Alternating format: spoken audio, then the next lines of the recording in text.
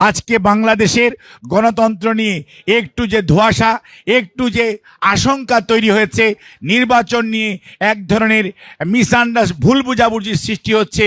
এবং যেহেতু সবার আগে দেশ, কাজে আমরাও আশা করব প্রধান উপদেষ্টা এবং আমাদের ভারপ্রাপ্ত চেয়ারম্যান, বিএনপির ভারপ্রাপ্ত চেয়ারম্যান, যেহেতু তাদের বক্তব্য হচ্ছে আমাদের চেয়ারম্যানের বক্তব্য সবার আগে দেশ, কাজেই সেই লক্ষ্যকে সামনে রেখে আগামী দিনের আলোচনার পরিপ্রেক্ষিতে দেখবেন বাংলাদেশে রাজনৈতিকভাবে একটি সুষ্ঠু আরও পরিবেশ সৃষ্টি হবে।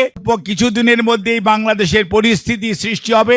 জনাব তারেক রহমান সসম্মানে এই বাংলাদেশে এসে গণতন্ত্র পুনঃপ্রতিষ্ঠার শেষ লগ্নে আপনাদের পাশে দাঁড়িয়ে আপনাদের নেতৃত্ব দিবে। যেখান থেকে কালো মেঘ দূর হয়ে যাবে, জনগণ তার গণতান্ত্রিক অধিকার ফেরত পাওয়ার দ্রুততম সময়ে সুযোগ সৃষ্টি হবে এবং ঘাতকের বিচার হবে। সংস্কার যেটুকু নির্বাচনের জন্য প্রয়োজন সেটিও হবে এবং সংস্কার দেশের প্রয়োজনে চলতে থাকবে এবং যারা লুণ্ঠনকৃত টাকা বিদেশে পাচার করেছে সেগুলি ফেরত এনে এই সমস্ত বাংলাদেশ পুনর্গঠনে সেইটি ব্যয় করা হবে। এইটা আপনারা ইনশাআল্লাহ আমার মনে হয় আলোচনা থেকে এইরকম একটি বার্তাই দেশবাসী পাবে বলে আমি আশাবাদী। ধন্যবাদ।